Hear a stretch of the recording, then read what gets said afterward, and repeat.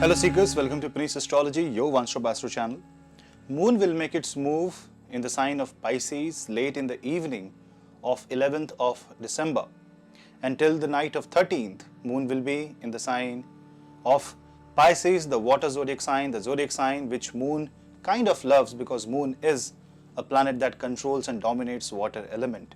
But this time when Moon moves into this zodiac sign, Moon will find slight agitation. The reason being, the ruler of Pisces, Jupiter, is in the sign of Aquarius, which is 12th from the Moon. So Moon will not find Jupiter very close, but rather Moon will find Jupiter in the 12th house.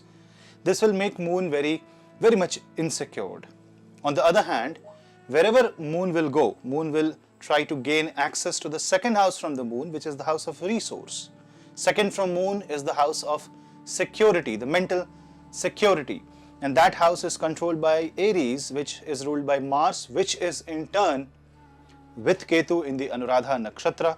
Therefore, this Moon will definitely feel lot more insecure, and because it is Pisces, you will think more, you will be able to feel the problems more, and you will see that a chain reaction will start once the Moon moves into Pisces, and you will not be able to judge things properly. So when you are being emotional at this time, especially if you have major planets in Pisces, if you are a Pisces Moon, if you have Mars Moon conjunction, you need to be slightly careful about your emotions, your emotional outburst, how you handle the past, how if you remember the past, if you are thinking more than it is needed, then how do you handle and manage that emotion will be very much crucial. Psychologically, you will try to get rid of some situation, you will become desperate to change your destiny, to come out of a problem, but you will also see that the Saturn, which is 11th from the Moon, is not providing any gains to the Moon. That means you will see restrictions, you will see that the work or the thought process that you have becomes non-productive, it doesn't give you the response the way you think. Remember, this is not the actual response, this is the kind of response that you expect but you don't get in return. You may get a proper response as per the situation, but your mind may think otherwise. You may feel that you should have received more, and this gap of expectation and reality can trouble you a lot, especially when Moon will cross the Uttara Bhadrapad and the Revati nakshatra. Once Moon goes into the sign of Aries, it will trigger a lot of emotional response.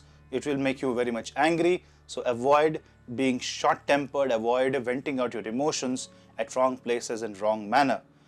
The best way you can manage this is through Bhakti Yoga.